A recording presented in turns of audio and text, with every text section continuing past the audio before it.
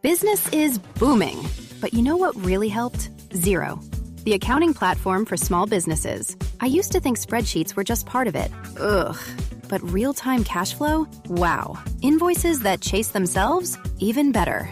Books that automate? That's a big one. And I can keep track from my phone while I get the job done. No spreadsheet in sight. What a life. Do right by yourself and your business and search Xero for your free trial. Conditions apply. Hi friends, Grace from the Working Hard podcast here. When you're stretching every dollar, a little goes a long way, and Walmart Business is here to help. They make it easy to order what you need, from tech and cleaning supplies to everyday essentials, all at low prices and with helpful tools like spend tracking and tax-exempt purchasing for eligible organizations. Because when your operations are smooth, your impact can be bigger. Visit business.walmart.com to get started.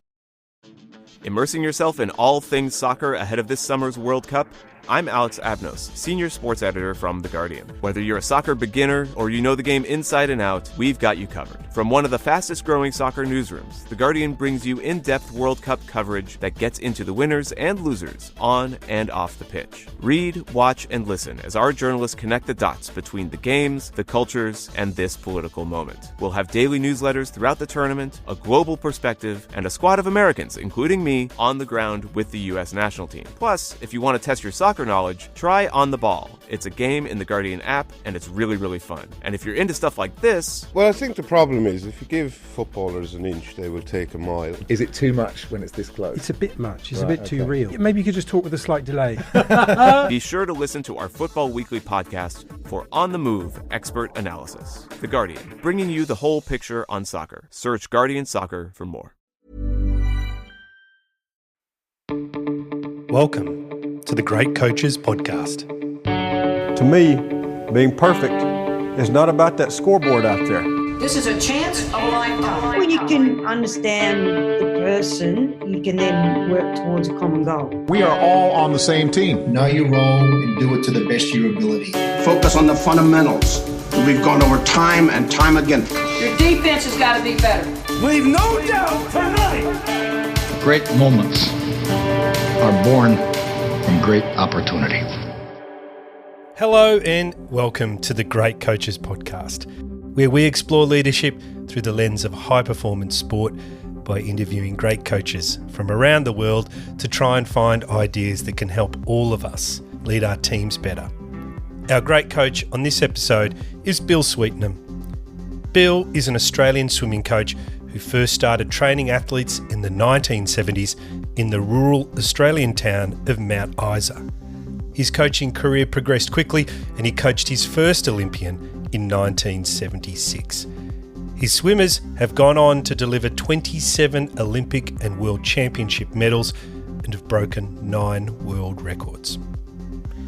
I first interviewed Bill in early 2022 and the discussion was a complete masterclass.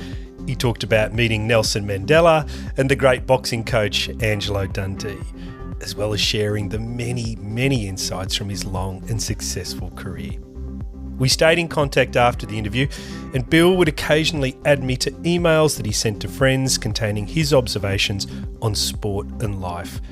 There was one particularly special one that he shared, which was a book he had written for his own grandchildren after visiting Africa. I recently had the opportunity to visit the part of Australia where Bill lives, and I asked him if he would be open to another interview where we could discuss some of the ideas he had shared in those emails with me. Today's podcast is that conversation recorded in June 2024. We cover mental health, team collaboration, and the value of volunteering. Bill was very open and introspective as he was in the throes of finishing a book he called Ignorance Screams Whilst Wisdom Listens. It was a great experience for me to spend time with Bill, and I hope you enjoy the interview as much as I did. And just before we go to the interview, today's podcast is brought to you by the Macquarie University Business School's MBA program. Designed to empower, challenge and transform, the Macquarie MBA gives you the business skills and knowledge you need to succeed in an evolving global economy.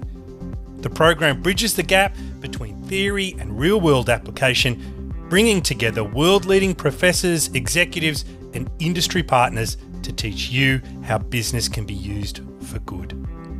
I have just started working with the team at Macquarie on some projects and can attest to the quality of the people and material. To find out more, search for Macquarie University Business School's MBA. And now please enjoy my interview with Bill Sweetenham. You're listening to the Great Coaches Podcast. I find it fascinating talking to people like yourself because you're in sort of rarefied air. I mean, it's not what you've chosen to do with your life is not something that many people have done. And actually, I want to start with that question if I can, because you asked me that on our interview. You said to me, Paul, how do you define leadership? And it really threw me a bit when you said it. So I want to turn that around and ask you how you think about leadership now in the context of politics, military life. I'm probably seeing it a bit different than most. In my experience and my view of leadership is that leadership must have the word visionary attached to it. You must be able to see the future to lead people. Confucius said that to know what's ahead, you have to ask people coming back. So you have to be able to see at least a future, or have the ability as a true leader to manipulate the future to suit your model. So the greatest leaders that I've known looked at it and said, well, the pathway I'm on or the vision that I have isn't going to work. So I have to create a new environment where my vision will fit and take that on. Now the danger with leadership is that people try assume leadership before they learn man management. You have to have successful man management. So achievement has got to be a part of leadership. You have to have achieved in your area of strength or area of expertise certain levels to be able to create a leadership vision. So it's no good saying, well, I haven't achieved anything, but I know where I'm going. No one's going to follow you. So you have to say, look, I've done it, I've been there, and I think this is where the future lies. You take any of the great coaches of the world, in any sport, and they have a vision of where the direction is that they're going. They're going to be able to deliver today what's going to happen tomorrow. So they're going to see into the future. They're, to a certain extent, crystal ballers. They can see where the future is going. They have a vision for the future, where man management is their strength. If you haven't got man management, I don't believe you can be a leader. You haven't got empathy. I've always said that leaders have great empathy for the people around them, the people that you ask to do exceptional things. So, to some extent, my understanding is that you have to be a benevolent dictator. You have to be benevolent and you have to be a strong dictator. Now, the moment you say, okay, I'm going to delegate, and delegate is fantastic if you have an ability to delegate, but you have to hold the people that you delegate to accountable and responsible. It's no good delegating if accountability and responsibility aren't encompassed in that, which is the problem today. People delegate and then they're not being held accountable and responsible. So when trouble strikes in tough times, as a benevolent dictator, you have to be able to duck pretty good, and you have to wear a bulletproof vest, because everybody else who you've delegated to won't have to. They'll skip through the cracks and they'll be running down the trenches, and you'll be the only one left without a bulletproof vest. They'll all have one on and you'll be exposed.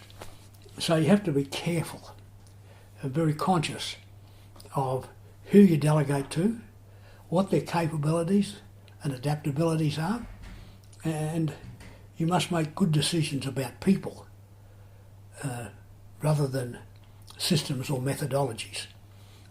It's okay to make mistakes once, twice, big problems. So 3 times, definitely not. So visionary and achievement in the field of endeavour must be evident in a leader. It must be a visionary leader.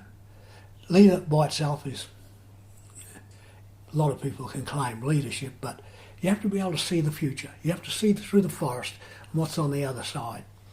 Whether it's a general in the war, it's... So I don't believe any of our politicians are visionary leaders. I think they're spur of the moment, voted in and assume leadership. Leadership should never be assumed. It should be earned, and it should be developed very young. If you take the young child and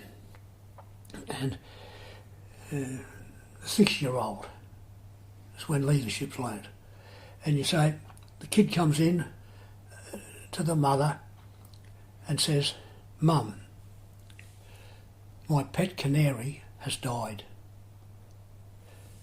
Mum looks at it, said, "That's all right, it only cost $5.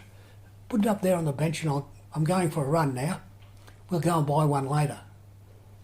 The child's thinking, that belongs to me. That's my canary. I don't like the way Mum's treating it. Or Mum says, "Look, let's go and flush it down the toilet. We'll get another one tomorrow." Kid's thinking, but that's my canary. There's many options there. The right option is, Mum says to the child, "Look, you're suffering from grief at the moment. That grief is like a wave. It's going to come and it's going to go. And there'll be times when you feel grief and you'll feel relief. Grief and relief are very different. So when you feel grief, I want you to come and get me. And we're going to go out to where we both buried, with a little cross, your canary. And we're going to stand there and remember the good times and appreciate what that canary meant to you." That's the right decision. But very few people have the time, the understanding or the energy to do that, to take that action. But that's why children today have mental health issues. They don't get treated with respect at a young age, and they don't learn leadership at a young age. And that's part of learning leadership. That I went and studied with a man called John Medina, who wrote the books Brain Rules for Baby or Brain Rules at Seattle University. And everybody in his laboratory suffers from a brain misfunction of one sort or another. And he said, "Bill, the only way I can understand is if I work with these people and I teach them and I engage them. And I think that's the only way you learn, if you engage with people, you understand them and you have empathy." So when I say benevolent dictator, I put the effort on benevolent. I understand. That because you're going to make decisions that impact, as a leader, impact a lot of people. And you make poor decisions, you're going to have poor impact. You've got to make decisions. So part of that decision making is to have benevolence, to have empathy and understanding. And starts the young child. Forbes Carlyle, great swimming coach, wrote a quote called, "As the young twig is bent, so shall it grow." everybody that reads that quote thinks technique, physical growth. It's as the young twig is bent, so shall it grow mentally. As the young twig is developed, so shall it grow. There's a mental aspect to it. You've got to look after the mental aspect of every young person you come in touch with, and they're all different. No two people look the same. No two people are the same. So maybe you've got to take a different approach if you want to really develop the great skills of any one individual. It can't be done on a bulk buy. One size fits all. Bill, can we talk a little bit about mental health? Yeah. You, in the notes, you write these wonderful notes, and you know, I get copied on them occasionally, and you had a line in one of them recently that caught my eye. You said, "I have never had to repair the mental or physical areas of achievement and continued improvement." And I read it, it caused me to pause for a minute and sort of stare out the window and think, can I claim that? I'm not sure I can.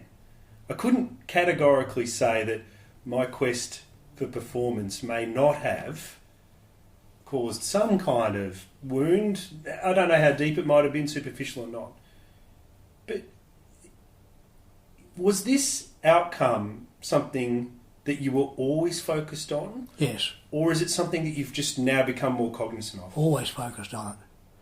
You judge yourself as a coach, not as a trainer.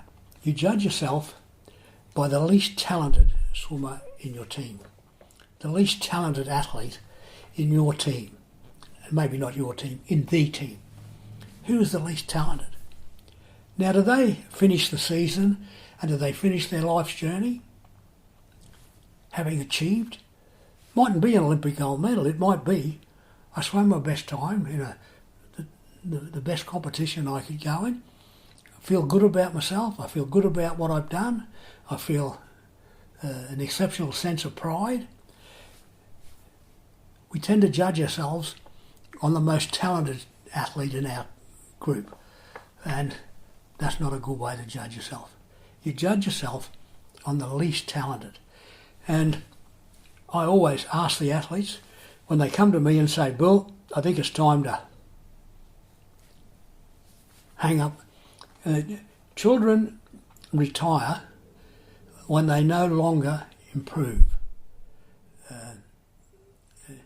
They can continue to win, but if improvement is not part of the achievement, if you can achieve, I won a gold medal at the National Championships, but I didn't do my best performance. That's not what, that will create mental health, because they will struggle with that into the future. You've got to say, look, I want you to really look at it, and we want to go to a new level where every athlete on the team, including the least talented, not the least committed, the least talented. Talent and commitment are miles apart. So you want to say,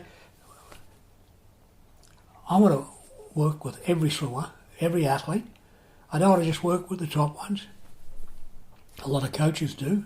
I'm not one of them. I want to understand at the end of a big competition, I have to stand in front of the mirror and say, whether it was success or failure, was it me? Did I create success or did I create failure? And you look and think about the least talented swimmer, athlete in your program. And if you can't say that about every athlete, then you've had a mixed result. A mixed result, it's easy to take credit for the great athlete who would have done it anyway, whether you were coaching them or someone else. But that other athlete who gave it everything, gave it their all, and had a great appreciation of commitment, enthusiasm, didn't achieve their best. So you're accountable. As a coach, you're accountable, you're responsible. So I always tried to honour that responsibility, no matter what level I coached at, or which group I coached with. It's easy, I see coaches all the time saying, oh, they were lazy or they didn't try. That's their fault. If the athlete's not trying, it's the coach's fault. The coach has to find that key to spark the enthusiasm and ignite that flame and that desire. If that's not happening, the coach is accountable. If you're coaching people that you don't believe that you can coach and get the best out of them, then why are you coaching them? Why haven't you said, look, I think in your best interest, there's another coach across the road or down the street or somewhere else who will ignite that flame for you. So I think you have to believe in the athlete. You have to believe in their capability, their adaptability to your type of training. If they can't, you have a responsibility to push them on to someone else, saying there's a better program for you somewhere else. And I think you should go and do that. And I've done that with many athletes. People say, oh, you kicked him out. I said, no, I haven't kicked him out. What I've said is, look, I think there's a better program for you. I'm not the best person to coach you. I'm not the best person to train you. I think you'd respond better to a different personality. Not everybody responds personality-wise to the same way that the athlete is. I'm going to talk to you about the 20,000 children you've estimated that you've coached. So we're going to ask you about them in a minute. But I want to pick up on this idea of improvement that you just talked about then. You wrote recently something that caught my eye. You said, the 3 reasons why improvement occurs are 1, when it's too late, 2, when it's nearly too late, and 3, accurate and positive management intervention. Yes. What I want to ask you is, can you tell me about a time where you had to learn this the hard way? In my early coaching days in Mount Isa, I had 2 young girls, outstanding swimmers. One was more outstanding at training and one was more outstanding in competition. The one that was more outstanding at training had a couple of parents who were very, very good parents, probably a little soft, on the soft side of things, and they didn't have that ability to really give good advice. And the one that was good at competition had more demanding, more involved, engaged parenting. And at the Queensland Championships in the old days, down the back of the Valley Pool, I said to these 2 girls, look, they had a record, they'd swum Queensland Championships many times. I said to the one, I said, look, I want you to give it your best effort. I know you're capable, you've trained well, and I want you to repeat what you've done in the past and appreciate obtaining your best performance, but it's probably going to be a silver medal. The other one, I said the same for you, and you've always won the gold, so I think you should repeat that in this competition. Had the race. The one that I said you should always come second, won. And the one I said always win, come second. The one that stood on the victory dais, who normally would come second, threw her gold medal, whizzed past my ear, clinked it down the edge of the Valley Pool, and she said, right result, wrong girl, and left and never trained with me again. So I thought, that was my mistake. I'm accountable for that. I really judged a girl based on her previous performances, not her future performances. So that's probably one of the best lessons I learned in my coaching career. I never repeated that again. Never, ever repeated that. I learned to talk to each athlete individually. Never took shortcuts. Shortcuts in athlete discussions ends up in shortcuts in athletes' results. So I think you learn, and that's what I talk about, that I learned to train based on my experience as a swimmer before I learned to coach. So I think all coaches, all trainers must learn to coach before they learn to train. But everybody in sport, nearly everybody, very few, come from an athletic background in that sport. Every rugby league coach, every swimming coach, they come from a background in that sport. And one of the great French coaches, I talked about a coach called James Gibson, who I work with in Britain, and he's now a great coach, very good coach. And I talked to this, his head coach in France, and I said, how's James going? He said, Bill, I'm not going to answer that, but I am going to say that every great athlete must spend 10 years in the developing area before they coach senior athletes. And what he said was right. Athletes come out and coach either the way they were trained or the way they thought they should be trained. So if they thought they should have been trained this way, that's the way they coach. They thought they were trained correctly, that's the way they coach. So the legacy of experience sometimes can be more harmful in the short term before the lessons are learned. And I always laugh at Michael Bowl. Don Talbot used to go and watch Michael Bowl's program every Monday. I think it's because he likes to play golf on Monday afternoons. And I knew Monday lunchtime I was going to get a call from Don saying, Bill, that bloody Michael Bowl, you bloody trained him too hard when he was swimming with you, and now he doesn't want to give anyone any hard sets or work, and it's all your fault. So all of a sudden, it's my fault because Michael Bowl wasn't a tough enough coach or a strong enough coach. I used to hang the phone up and pretend I didn't get the call, but I got it every Monday. And I ended up saying to Michael, tell him the story, and Michael was quite good. He understood it. But in Don's view, I was the person that stopped Michael from being a great coach because I worked him too hard as an athlete.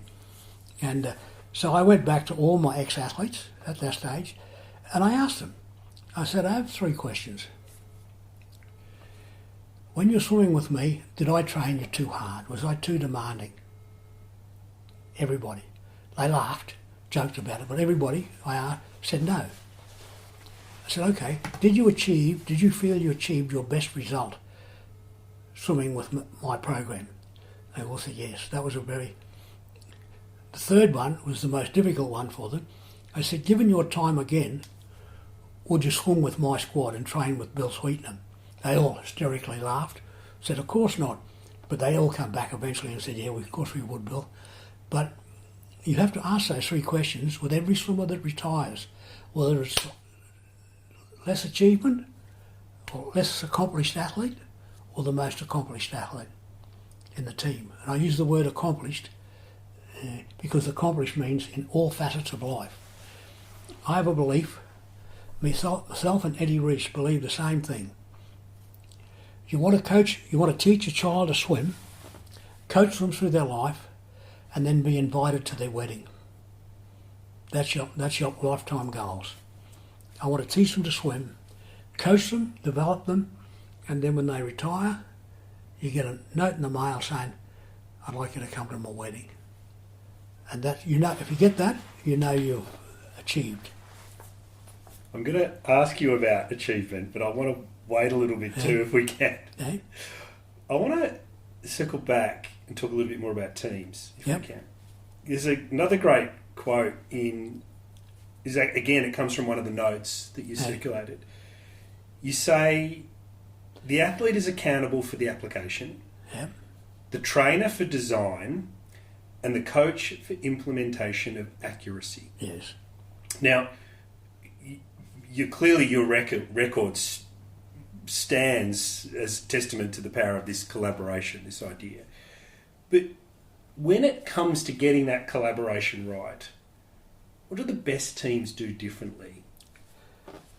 The best teams, in my view, and you'll probably get a few other opinions on this, the best teams, I think, have a unified goal that everybody can buy into.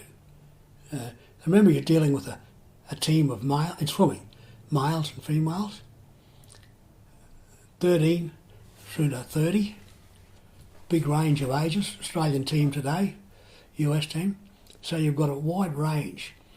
Setting up goals, achievable goals, and then it's how you handle the individual within that team. So I always say that every athlete, especially the less talented, has to improve at the rate of the team or faster. So it's no good if it moves on and everybody stays in that same spot. You've got to be able to motivate, work, understand, and have that key. There's like every athlete is a different key. You have long keys, short keys. You have to be able to turn that key and switch the athlete on to a team concept. So in team sports, develop the individual. In individual sports, develop the team. So in swimming, you've got to develop the team concept. It's a very personal and concept, but you've got to develop a team concept in an individual sport, and you've got to develop the individual in a team sport.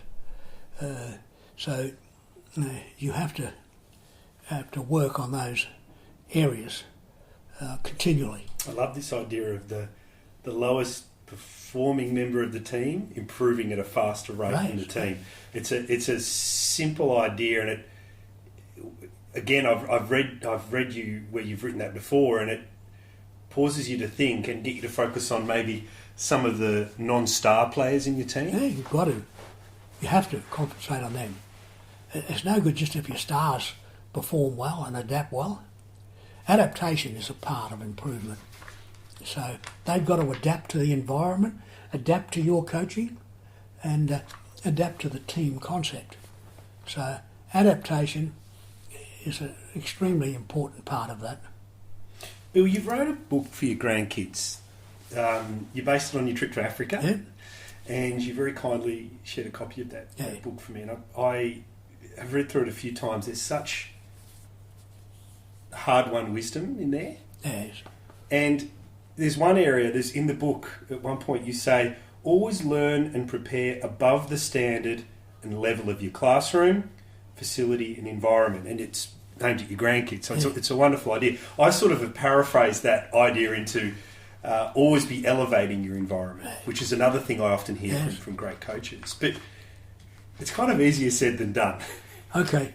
If you go, I did a review of Welsh rugby, and the coach asked me at the end, he said, Bill, what? I said, your problem is that your players play above their training facility and below their competition facility. You play all your major games at the main stadium in Cardiff. They have to play above that stadium. They have to play at a level beyond the stadium that they compete in. So if you're going to the Olympics in swimming, you better be ready to compete above the pool in Paris and the facility in Paris. If you're going to compete under it, you're vulnerable. Your objective is to compete above the facility that you compete in. Not the one you train in. You might train a pretty grotty pool out in the outback of Australia or somewhere else. That's easy to perform above that facility. You have to perform above the facility that you're going to compete in. So it's no good doing a competition performance in Sydney or Brisbane unless you're in a position to rise above the pool in Paris or the facility in Paris. And team sports make a habit of not performing above that facility. Home and away games. Why do teams compete better at home than they do away? They don't perform to the level of the facility, the grand facility that they're expected to compete in. So, Business is booming, but you know what really helped? Zero. The accounting platform for small businesses. I used to think spreadsheets were just part of it. Ugh. But real-time cash flow? Wow. Invoices that chase themselves? Even better. Books that automate? That's a big one. And I can keep track from my phone while I get the job done. No spreadsheet in sight. What a life. Do right by yourself and your business and search XERO for your free trial. Conditions apply. Hi friends, Grace from the Working Hard podcast here. When you're stretching every dollar, a little goes a long way, and Walmart Business is here to help. They make it easy to order what you need from tech and cleaning supplies to everyday essentials, all at low prices and with helpful tools like spend tracking and tax-exempt purchasing for eligible organizations. Because when your operations are smooth, your impact can be bigger. Visit business.walmart.com to get started. How can we bring that idea, how could your grandkids bring that idea into their everyday life? Classrooms at school. Work environment, you've got to be prepared to commit and adapt above your work environment, your professional environment. If you compete, if you perform below the level of your work environment, then you better get on the bandwagon and say, I want to work from home, because that'll be easier. But if you're going to work from a team environment in a company facility, you better learn how to perform above that environment and facility, above the other people that you work with and above that facility.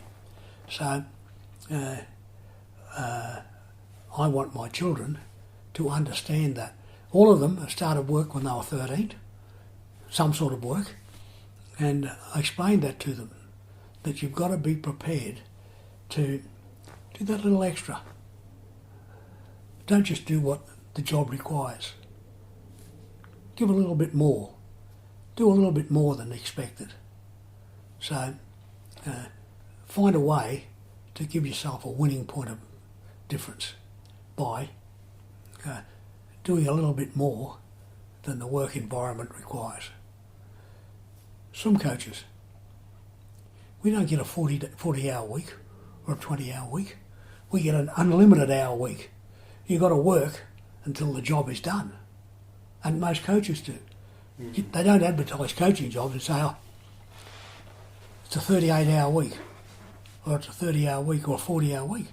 It's an unlimited hour week. I see adverts for sports science people or institutional jobs. And it's 40 hours a week or 35 hours a week. If you're employing people based on that, you're employing losers. You're employing people who don't want to win. You're employed to get the best out of the opportunity that's provided to you. And there's no limit. I may not be the greatest coach in the world, but my time at task is greater than any other coach in the world, so the advantage is with me. I spend more time studying swimming, working on the team, than any other coach in the world.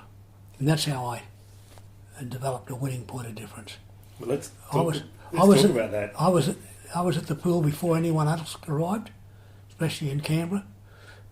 Everywhere I've been, I was first on the job. I was there before anyone else, and I was there after everybody else. Eddie Jones has that simple aspect as well. But I'm not a control freak. I just want to be time at task person. Sometimes when I listen to coaches like yourself speak about that, and I look at it through the lens of life as a CEO, I think it's an unhealthy level of obsession and would lead to burnout. I've been doing it for 50 years and I haven't burned out. No, you haven't. So I need to probably check my thinking on that. So, my passion for performance is greater than any other coach I know. I think you're in a position where the passion renews your energy, and if you're in a job, you do need time away from it to renew your energy. Yes, you've got to have recovery time, personal recovery time. Every Sunday, I have 4 hours Sunday morning where they belong to me. I have 4 hours. No family, no partner. There's 4 hours. Sunday morning, Sunday afternoon, it's all about family. But I separate them very distinctly. Sunday morning, I read. I have a room which I can go to, and I spend it for Bill. Me time. And I think everybody should have that. And rejuvenation time, I think really important. But you don't take rejuvenation time at the Olympics. You've got to do that before the Olympics. So you go and do that before you go into battle. You don't want to go into battle feeling tired or worn out or depleted. So, can I talk to you about self-belief? Because another Billism, as I should probably call them, another great one I got from you was excellence will always be out of reach of your comfort zone. I think a lot of us know that one. But then the second part you say is, and always within reach of your self-belief. Yes. I love the second part of that. It really caught my eye. Have you found any techniques that are better than others when it comes to building up self-belief? Because it's a tricky one. It's a difficult one. I've never had a problem with self-belief. You have to understand the difference between confidence and arrogance. Arrogance is telling everybody you can do it. Confidence is telling yourself you can do it. And you tell yourself, but you don't tell others. That's arrogance. There's probably a few in the world that think I'm arrogant. Yeah, I don't have a problem with that. That's there to deal with. But I believe in doing everything that's in my power. Get up early in the morning. Every day, every week, I have a performance day. Every week, I get up at 4 o'clock in the morning, write my practice, hours of meditation, go for a walk, do the things that I would do on a performance day. I rehearse a performance day every week. I don't ask the athletes to do it, I do it. I go on deck wanting to coach better than I've ever coached before. I want to coach once a week better than I've ever coached before. I want to be the most motivated person on the deck. I want to get round the deck and talk to people and talk to swimmers and talk to athletes and sell a vision, sell a dream. Every athlete's got a dream. Every athlete's got something that they're hanging on to. I want to give them reasons that they can do it. I want to give them reasons that it's possible. That their dreams, no matter how they think are impossible, I want to show them the possibilities of commitment and enthusiasm for the task. So once a week, and I do this with corporate people as well, I ask all the corporate people I work with, once a week, put your best clothes on, wear your suit, wear your best dress, put your makeup on, clean your shoes, don't go anywhere with dirty shoes. Look the part, look good, feel good. Go into work go into the company as though you're going to face a takeover today. Go and face the company as if you're facing a takeover. Someone's going to come and you've got to be the best prepared person in the office. You've got to be better prepared than anyone else. I think if you can do that, it's accumulative. That belief becomes accumulative. And I want to sell that vision to everybody I work with. Once a week, come in as though you're swimming at the Olympic Games. Once a week, come in as though the greatest battle of your life is about to unfold in front of you, and you're going to know how to handle it and deal with it. Bill, one of the things I've found about, one of the leadership traits I've found from the people I've interviewed, I put a podcast out where I tried to group them into 4 buckets. And one of them was that they see leadership as a performance, exactly as you've described it. That idea was new to me, to think about leadership is not something you do, it's actually a performance that you can grade yourself on and prepare for and try to reflect on and improve. And I think that learning's definitely been something that I've tried to integrate into my leadership as well. So I see that and hear that, and I'm much more focused on it now than I was before. I think you've got to put it into practice. You can't just think about it. You've got to actually live it. So that one day a week, and you've got to change it. Don't do it every Monday or every Tuesday. Decide, spontaneous. Tomorrow, I'm going to be the best person in the world on deck. Tomorrow morning, I'm going to go in and inspire every athlete I work with and every staff member. I'm going to make them feel like they want to be Bill and they want to buy into me.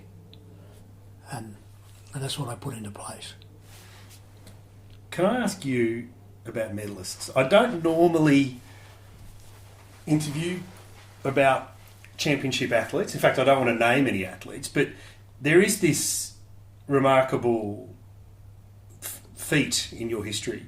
A medalist at every Olympic Games from 1976 to 2016.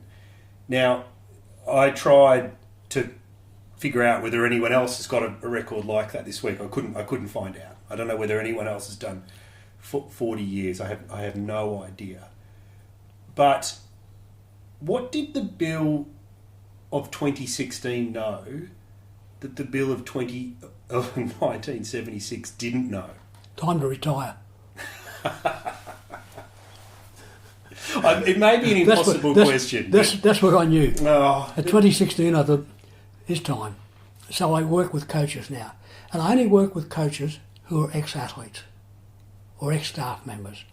I can't afford the time to work with everybody else. So I work with ex-athletes or coaches. And what I knew in 2016 that I didn't know in 76, there's no one way. There's no right way, but there's a lot of wrong ways. And you've got to avoid the wrong ways. And if you can give yourself the choices of this is a right way, that's a better way, that's the way to go. I learnt that you ask questions, you don't give answers. Nowadays, I just ask questions. And the athletes decide what they can buy into and what they can't. So, all the coaches I work with today, and I don't work with many, I leave them with unanswered questions. I say, I don't want you to answer it. Not to me. You're not answerable to me. But think about this question and decide. And if you feel like sharing it with me later on, hey, please do. But was there a time where you started to embrace that? Was there an event? Was there something that happened? The leg? Yeah. I learned very quickly. And that was because you couldn't access the athletes as much? No, it was just a time at reflection in hospital bed in Germany for 5 months, near death, and it was a good time to reflect. You've spent 4 years of your life in hospital? Yeah, more than that, but at least 4 years because of my leg. But haven't missed a day's work when I've been out of hospital. No, you haven't. Volunteering. Yep. It's central to your writing, central to your life. You talk about it, you encourage it. Yes, very much so. You learn through volunteering. What do you learn and why is it so important? Because Don Talbot, who's been a good mentor for me in life, said he hates volunteers. I said, why is that, Don? He said, I hate them because they've always got an excuse. I'm a volunteer. I don't have to come to every session, or I don't come to... If I miss a practice, that's fine. I'm a volunteer. And I thought about that, and I thought, well, that's a simple...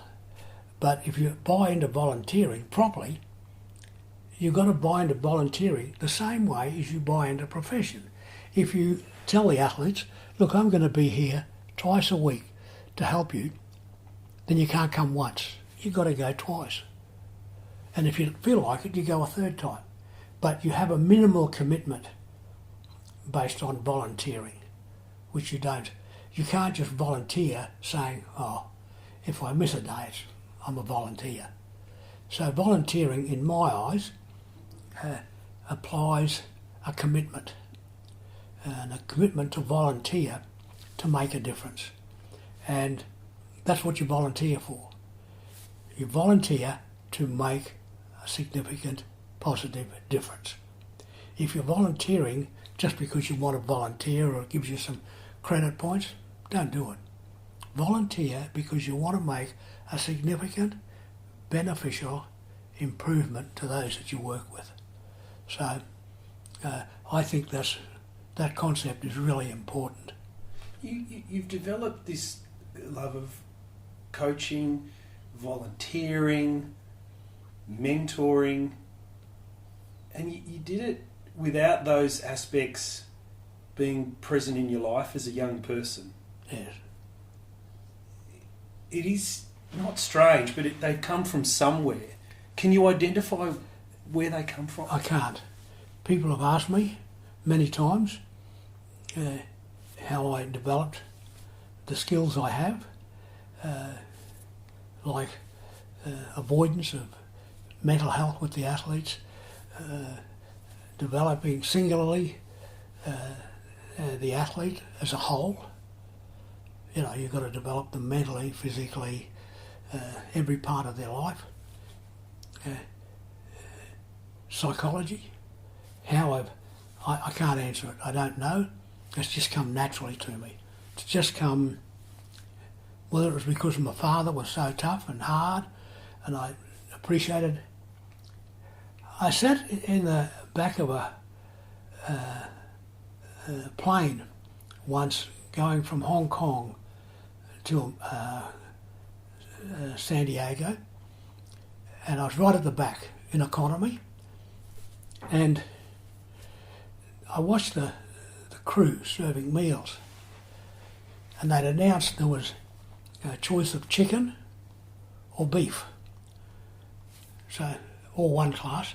As they got near to me, I said to the guy, I said, I've got to ask you, I've watched you come all the way up the aisle, how many people said please or thank you? He said, you're the first one.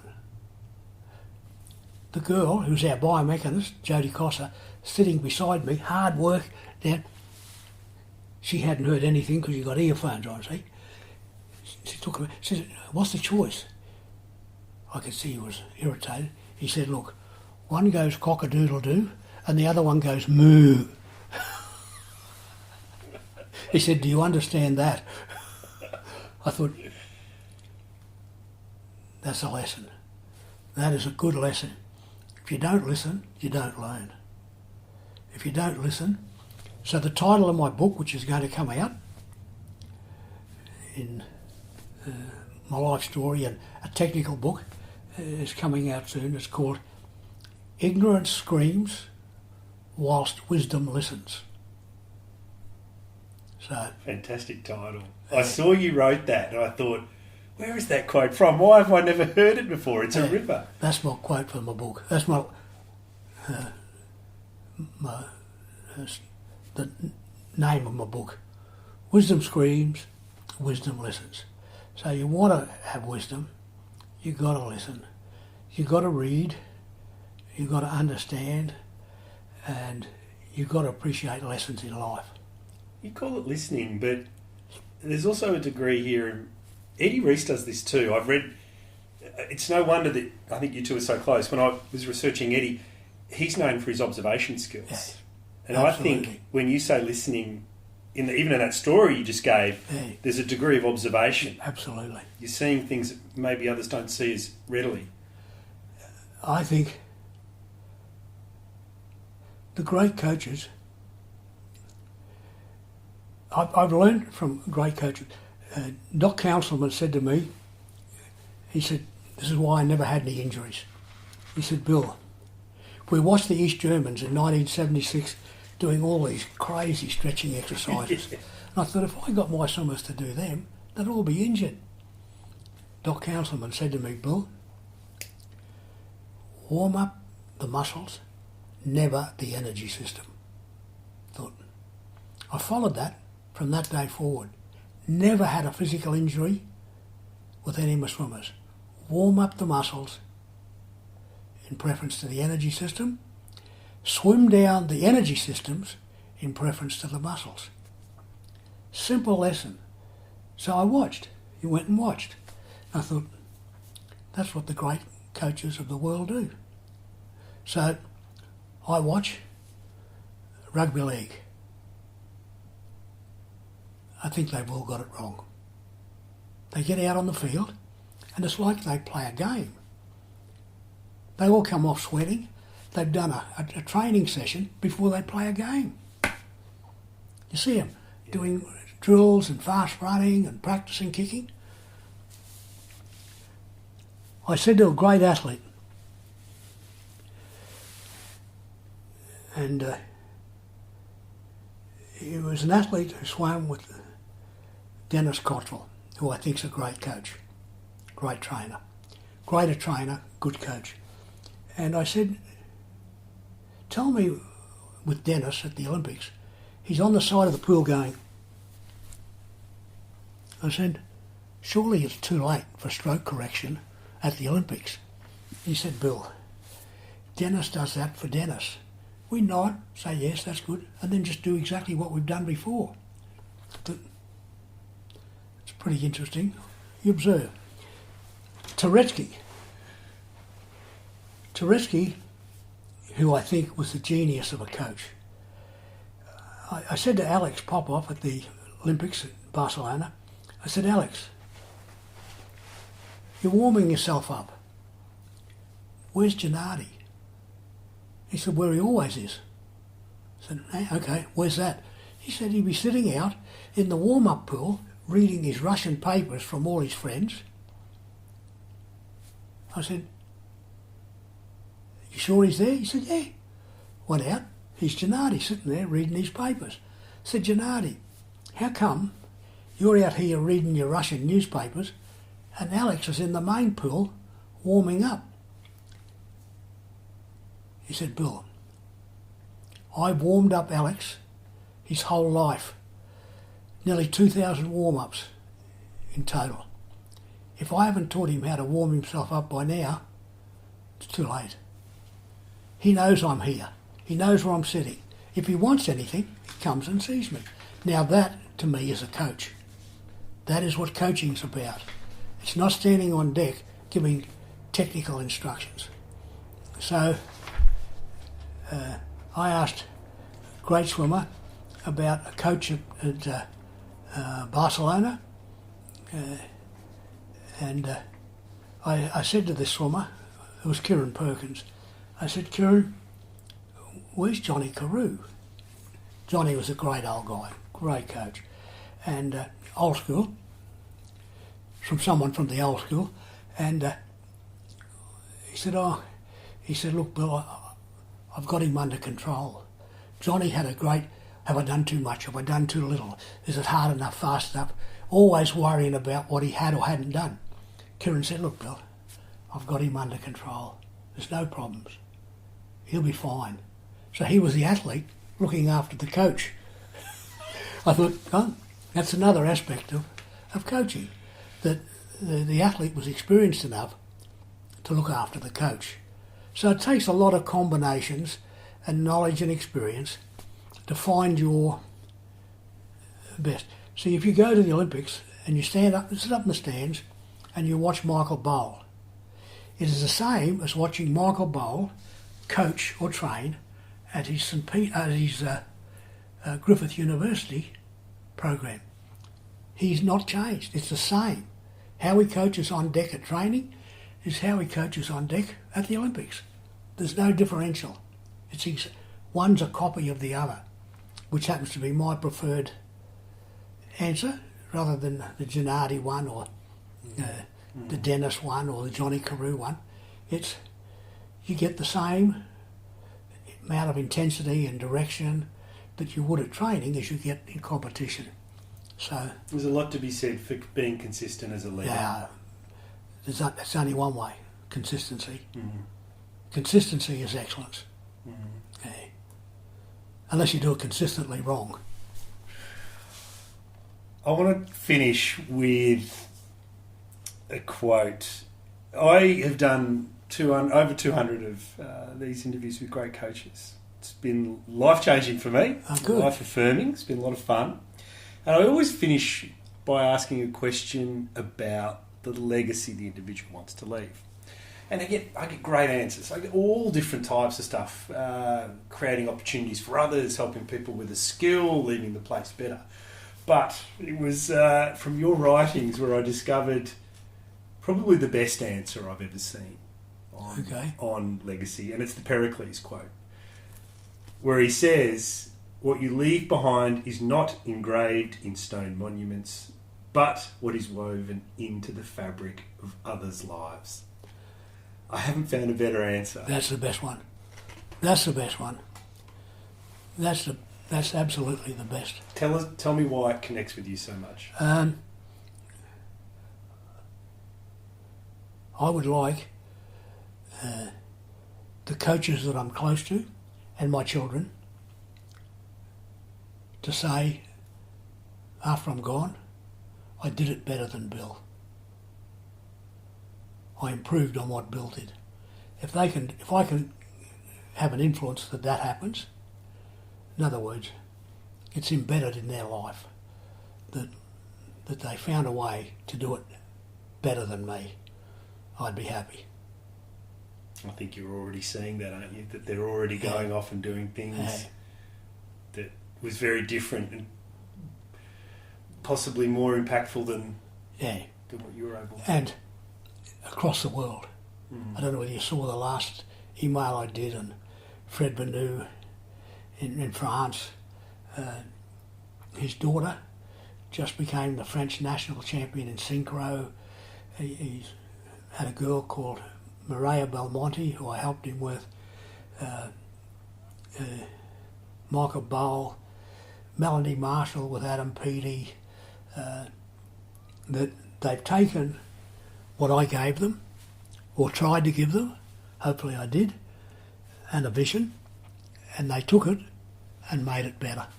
They took it and said, okay, that's what Bill gave me. How do I make that better?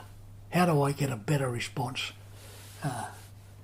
from the athletes to adapt to the ideas of Bill? So that would be my legacy. That would be the hope for legacy.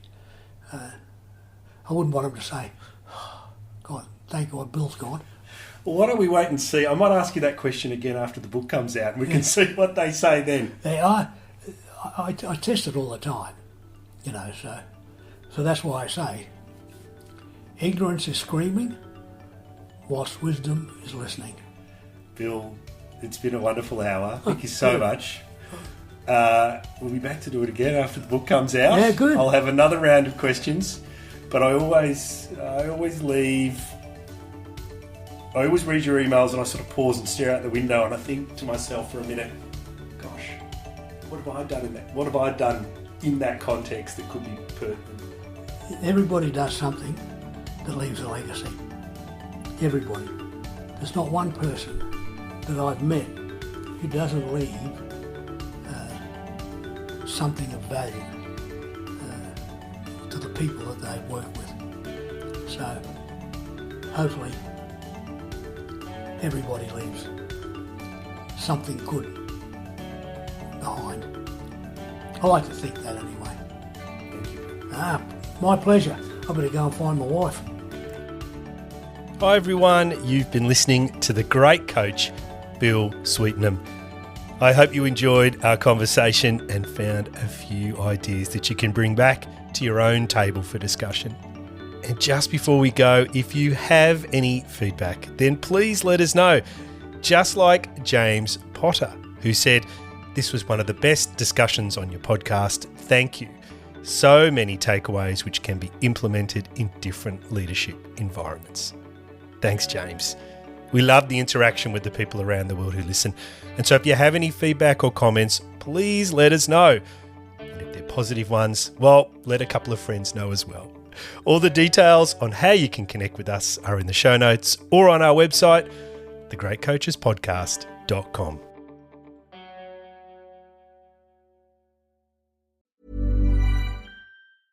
Business is booming. But you know what really helped? Xero, the accounting platform for small businesses. I used to think spreadsheets were just part of it. Ugh.